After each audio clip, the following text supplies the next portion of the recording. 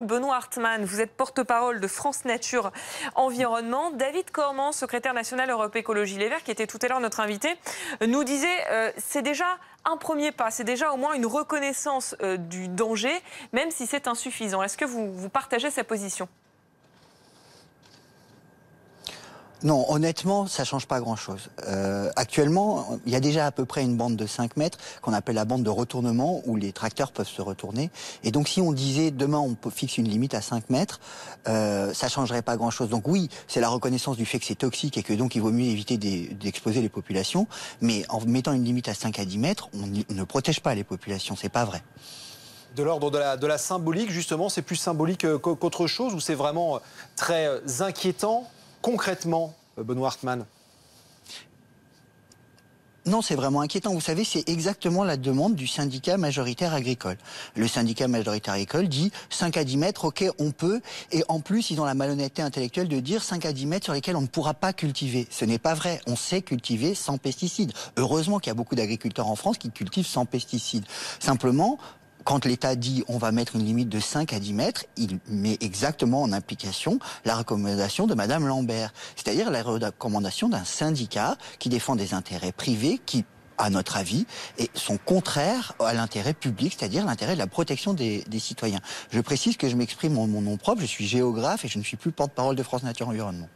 Sur quelle base on peut estimer qu'il faut telle ou telle distance pour éviter de subir ces pesticides et pour éviter que ce soit dangereux sur la santé ? Eh bien, sur la base du fait qu'il y a des endroits, heureusement, en France, où cette distance de 150 mètres, elle est respectée pour des raisons X ou Y, et on se rend compte que les populations sont moins exposées. Une bonne base aussi, c'est de regarder la qualité de l'eau et la qualité de l'air des populations exposées.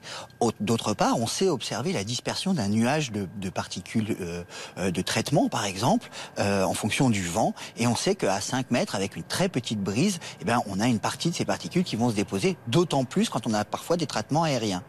Serait la distance raisonnable et on va dire éco-responsable entre guillemets de cette fameuse bande et de cette fameuse distance justement entre les champs cultivés sous pesticides et les habitations ou même les écoles, puisque ça concerne les écoles?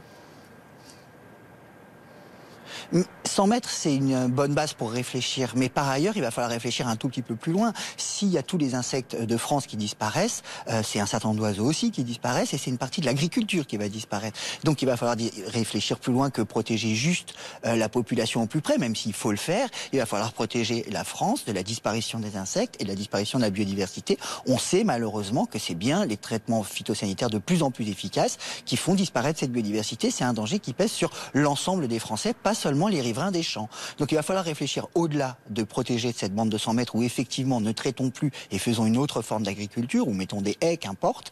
Il va falloir réfléchir à baisser globalement l'utilisation des pesticides.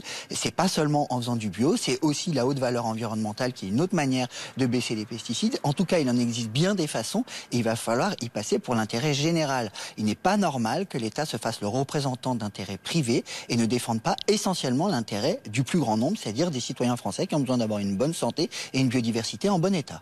Merci beaucoup Benoît Hartmann, porte-parole de France Nature Environnement.